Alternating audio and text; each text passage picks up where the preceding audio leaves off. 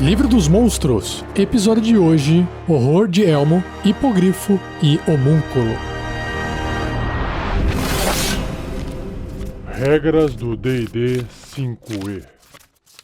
Uma produção RPG Next.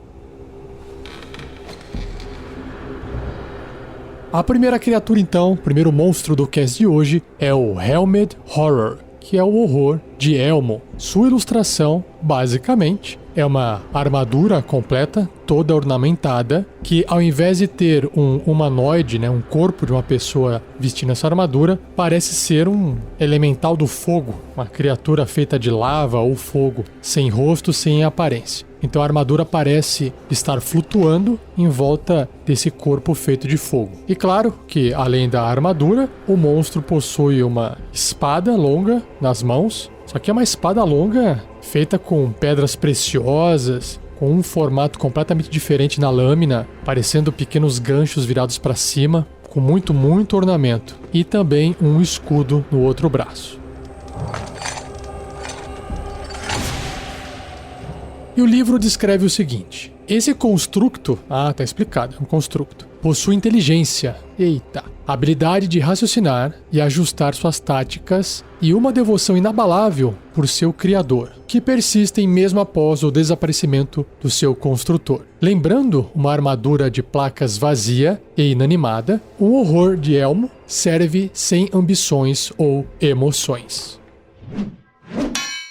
Propósito mágico. Apesar de se gastar mais recursos mágicos para se criar um horror de Elmo que uma armadura animada inferior, o horror de Elmo requer menos direcionamento e manutenção enquanto ele realiza as tarefas designadas. Um horror de Elmo segue as ordens com total lealdade e é inteligente o suficiente para compreender a diferença entre as intenções de uma ordem e a redação exata. Diferente de muitos constructos, ele busca cumprir as ordens anteriores ao invés de seguir cegamente as mais recentes.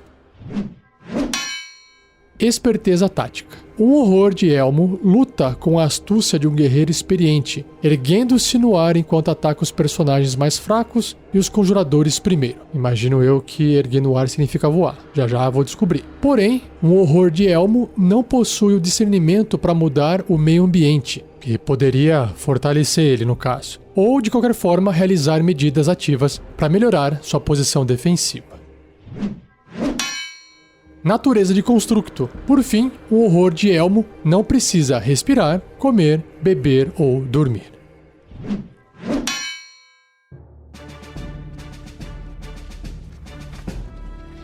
Bloco de estatísticas do horror de Elmo. Então ele é um constructo médio, com a tendência ou alinhamento neutro. Classe armadura 20, uau! Porque ele tem armadura de placas e mais o escudo. Pontos de vida 60, bons pontos de vida aqui. Deslocamento 9 metros no chão, 30 pés. Ou voo de 9 metros, também 30 pés. Olha só, ele voa magicamente, provavelmente. E aí ele tem os seus atributos físicos, que é força 18, bem forte. Destreza 13, ok. Constituição 16, ótima constituição. E aí dentro dos atributos mentais, tudo 10. Inteligência, sabedoria e carisma. Perícias, ele tem percepção mais 4. Resistência a dano, ele tem de contusão, cortante e perfurante de ataques não mágicos que não sejam de adamante, ou adamantine em inglês. Ele também tem imunidades a algumas condições. Amedrontado, não dá pra deixar ele com medo. Atordoado, não é uma criatura, não tem sistema nervoso.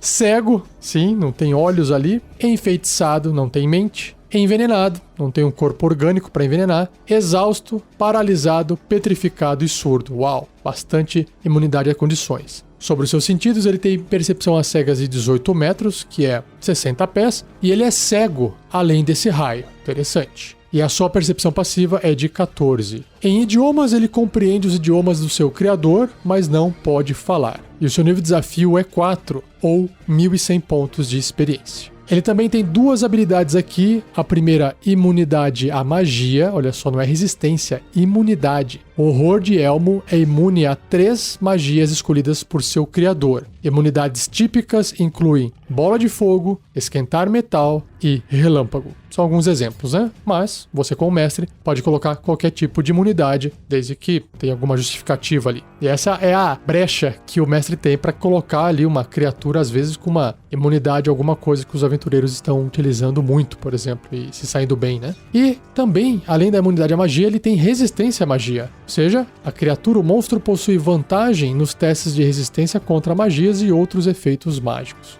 Maravilha! Então, usar magia contra ele é bem mais difícil. E aí ele tem duas ações. Primeiro, ataques múltiplos, que diz que ele pode realizar 2 ataques de espada longa. E aí, claro, a ação de espada longa, que é um ataque corpo a corpo com arma, mais 6 para atingir, alcance 1,5 m, né, 5 quadradinhos, ou adjacente a ele, o alvo, se acertar, 8 ou 1d8 mais 4 de dano cortante, ou 9, que é 1d10 mais 4 de dano cortante, se a espada for usada com 2 mãos. Que, lembrando, se ele está segurando a espada com 2 mãos, ele não está usando escudo. Eu, como mestre, diminuiria a armadura, a classe armadura dele de 20 para 18.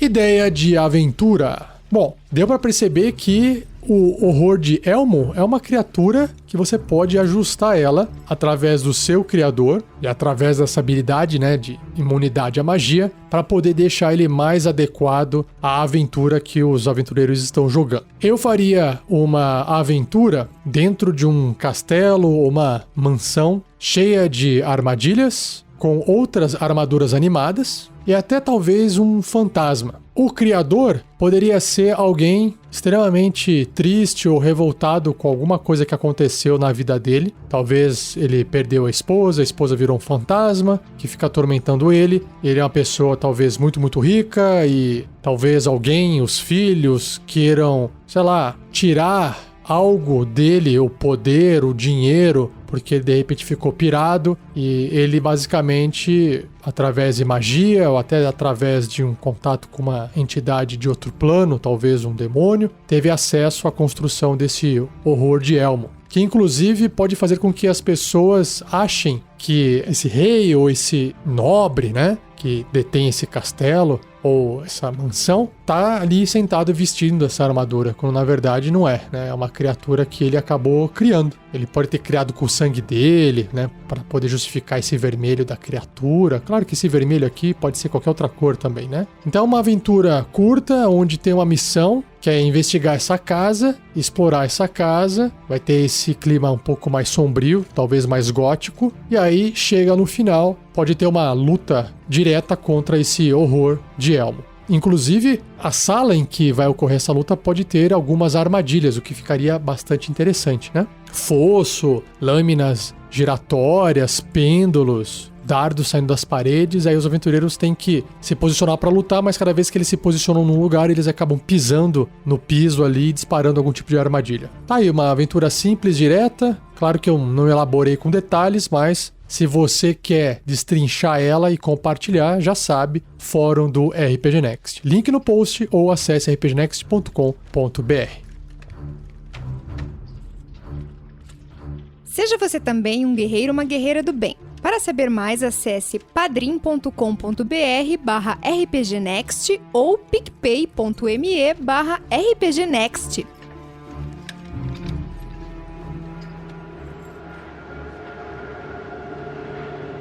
Continuando aqui na listagem de monstros em ordem alfabética do livro dos monstros em inglês, ou Monster Manual, o próximo é o hipogrifo, que basicamente é uma mistura de águia com cavalo. Então, a metade da frente da criatura é uma águia, a cabeça de águia, as patas da águia, as asas de uma águia, e da metade para trás é um cavalo, ou talvez uma égua. Então tem as duas patas traseiras, o tronco ali do cavalo e o rabo. Então é uma ilustração bem simples de descrever. Provavelmente o tamanho dessa criatura deve ser do tamanho de um cavalo. Vamos descobrir.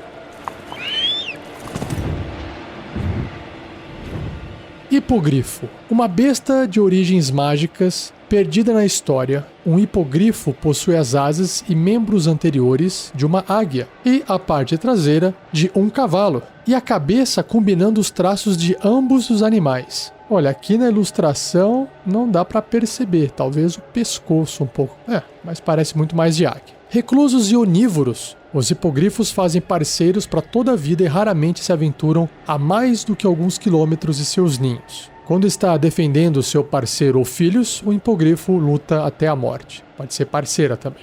Os hipogrifos não colocam ovos, mas dão à luz a filhotes vivos. Dragões, grifos e wyverns adoram a carne de hipogrifo e frequentemente caçam essas criaturas.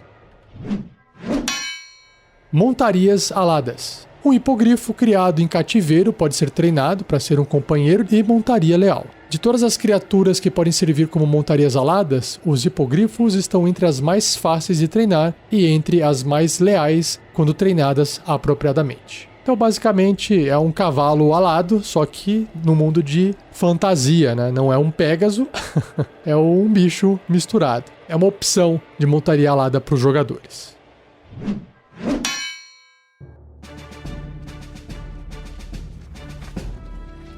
Hipogrifo. Então, ele é uma monstruosidade grande e sem alinhamento, unaligned, imparcial. Sua classe de armadura é 11, 10 mais o bônus de destreza que ele tem ali, que eu já chego lá. Pontos de vida, 19. Deslocamento, 12 metros se tiver no chão, que são 40 pés, ou 18, 60 pés voando. Ele tem força 17, uma boa força, destreza 13, onde dá aquele mais um para sua armadura de bônus. Constituição 13, inteligência 2, então bem animalzão mesmo, né? Sabedoria 12, que representa, imagino eu, o seu instinto, e carisma 8. Perícias ele tem percepção mais 5, sentidos, percepção passiva de 15, idiomas nenhum, e o nível de desafio é 1, ou 200 pontos de experiência. Ele tem uma habilidade chamada Visão Aguçada, que diz que o hipogrifo tem vantagem em testes de sabedoria, percepção relacionados à visão. É porque cabeça ali de águia, olhos de águia. E ele tem 3 ações: ataques múltiplos, o ataque com bico e com garras. Então, em ataques múltiplos, o hipogrifo realiza 2 ataques, um com seu bico e um com suas garras. O bico é um ataque corpo a corpo com arma, mais 5 para atingir o alcance adjacente e um alvo se acertar 8 ou 1d10 mais 3 de dano perfurante. E garras é um ataque corpo a corpo com arma, mais 5 para atingir, o alcance é 1,5 m, né, adjacente, um alvo se acertar 10 ou 2d6 mais 3 de dano cortante. E esse é o hipogrifo.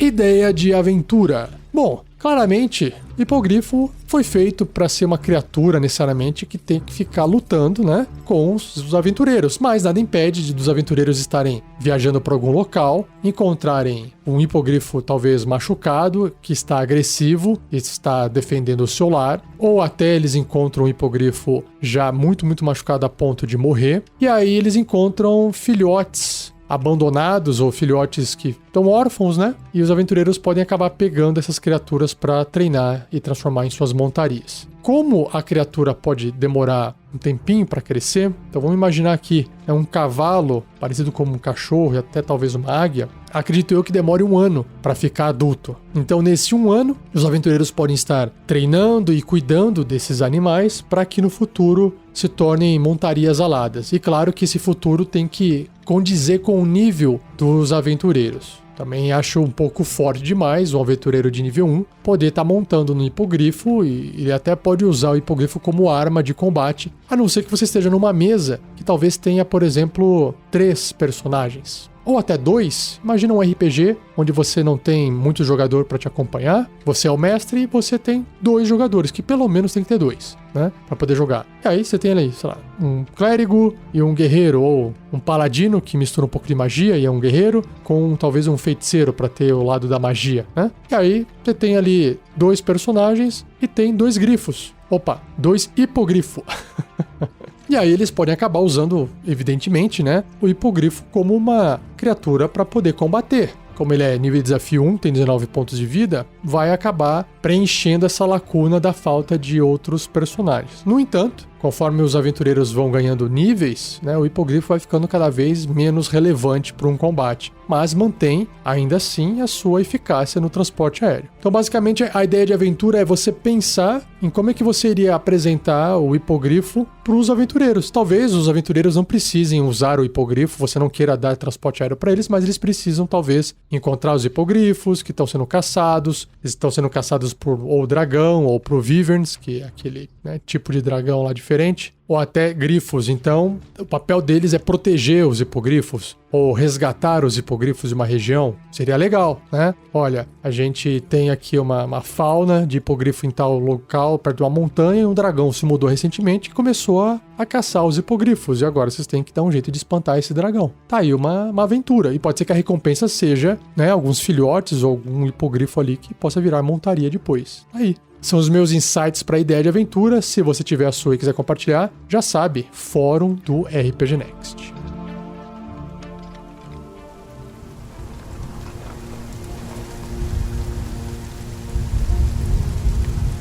E a última criatura, o último monstro do cast de hoje é o homúnculo, ou em inglês, homunculus. E a sua aparência, eu vou falar aqui caso você tenha assistido o filme. Se você se lembra do filme Lilo e Stitch, aquele monstrinho, o Stitch, tinha aquela aparência roxa, com orelha pontuda, boca grande, olho grande, baixinho, entroncadinho. É muito parecido com a forma que o homúnculo tem aqui na ilustração. Só que ao invés de ser roxo ou azul, ele tem uma cor de terra, uma cor de pedra. Um bege acinzentado. E claro que os seus traços são bem menos cartunescos, são mais realistas, né? Então imagina esse rostinho meio de gremlin assim, olhinho grande, uma cara de cachorro, com orelhas bem compridas, meio parecidas com orelhas de morcego. E aí ele tem um corpinho, que lembra um pouquinho de cachorro também, a pata meio de bulldog assim, patinha gorda. Ele tá em pé na ilustração, mas não dá pra saber se ele tá acostumado a andar assim em pé, porque a perna dele traseira lembra a pata de cachorro, né? Dobrado pra trás, sabe? O que é uma característica de criaturas que andam em 4 patas. E aí o que acontece? Esse bichinho aqui, o homúnculo, além disso, além desse corpinho dele, entre as patas ou as pernas e os 2 bracinhos em cima, ele tem mais 2 braços. Só que esses 2 braços têm membranas, formando 2 asas, igual os morcegos têm, só que não é preto, é da cor dele. E isso torna ele bastante fantasioso, né? Não dá pra saber olhando pra ele se ele é maligno ou não. Vamos descobrir lendo a descrição da criatura.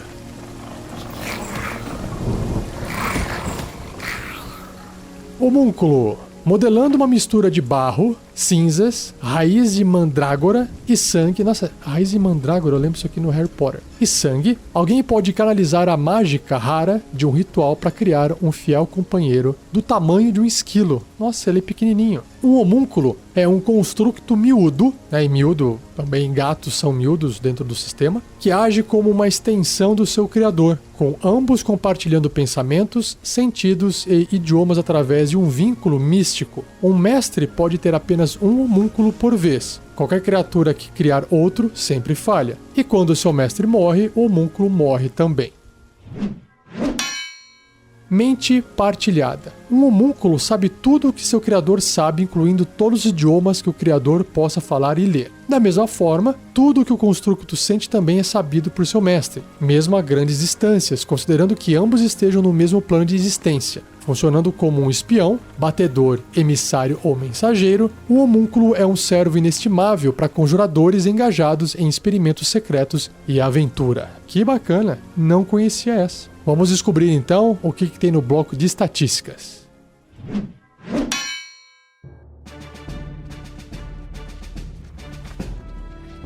Homúnculo é um construto miúdo de tendência ao alinhamento neutro. Sua classe de armadura é 13, uma armadura natural. Pontos de vida 5, pouquinho. Deslocamento 6 metros se estiver no chão, ou 20 pés. E voando 12 metros, 40 pés. Seus atributos físicos, ele tem força 4, bem fraquinho, destreza 15, aí compensa com agilidade, constituição 11, ali na média. E aí inteligência e sabedoria 10 e carisma 7. Ele tem imunidade a dano de veneno e imunidade à condição de enfeitiçado e também envenenado.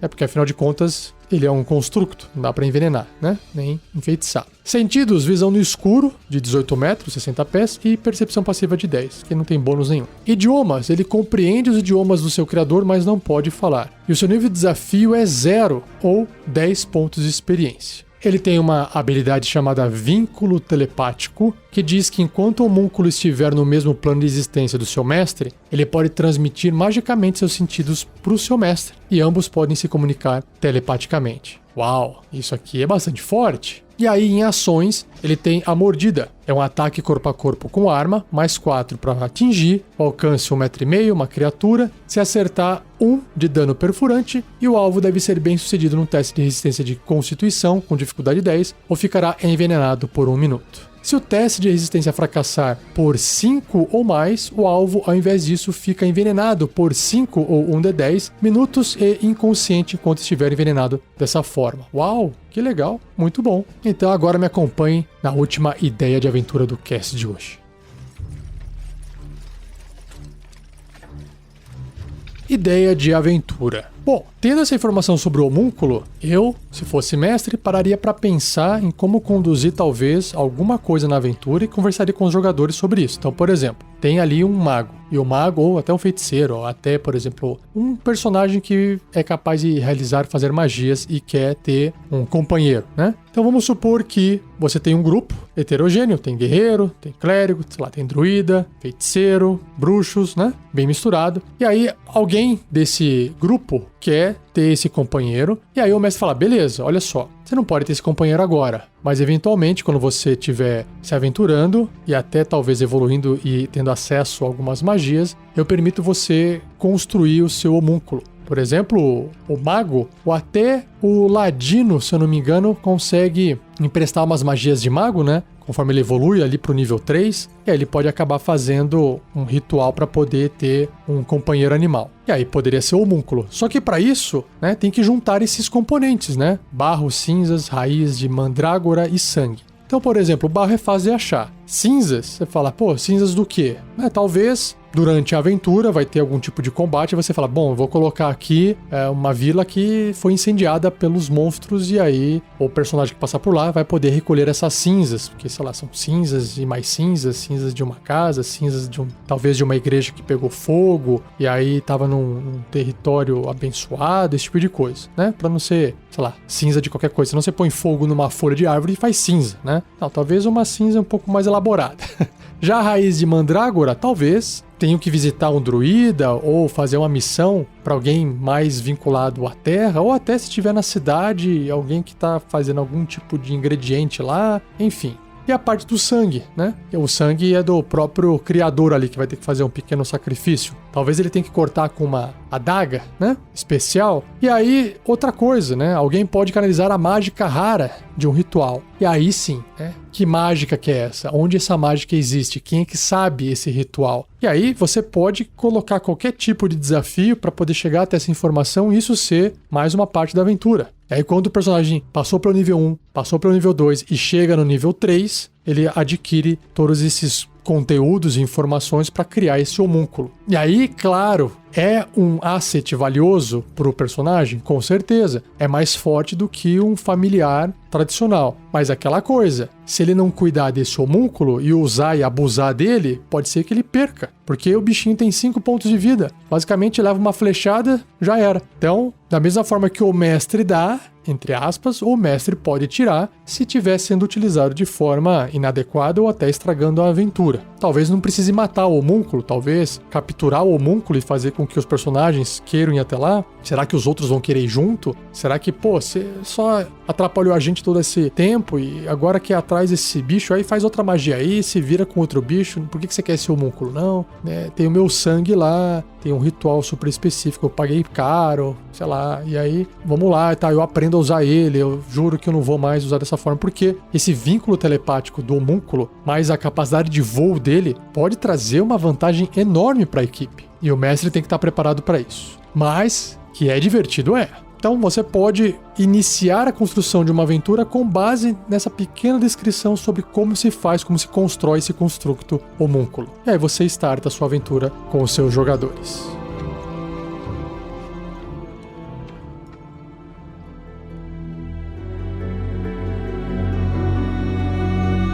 E assim eu encerro mais um episódio do Regras do D&D 5e, espero que você tenha gostado. Já sabe, né, que se gostou, compartilhe para ajudar. O RPG Next agradece. E falando em agradecimento, não podemos esquecer de agradecer também ao Gleico Vieira Pereira, o editor desse episódio. E se você ouve os podcasts do RPG Next e você gosta desse projeto, considere se tornar um padrinho, uma madrinha ou um assinante. Com apenas R$2 por mês no padrim.com.br/rpgnext você já consegue participar do grupo de WhatsApp dos padrinhos e madrinhas, e a partir de R$5 por mês no picpay.me/rpgnext você também já faz parte de uma série de recompensas que a gente te envia e sorteios que ocorrem todo mês. Os links estão no post desse episódio, então se você quiser clicar também para poder dar uma olhadinha e ver o que é esse negócio de padrinho, o que é esse negócio de PicPay que eu não conheço, dá uma acessada e dá uma olhada. Se dê uma chance de conhecer pelo menos antes de escolher apoiar ou não. E não perca o próximo episódio, onde irei abordar os monstros Horror de Gancho, a Hidra e o Devorador de Intelecto. Beleza? Então é isso, um abraço e até o próximo episódio.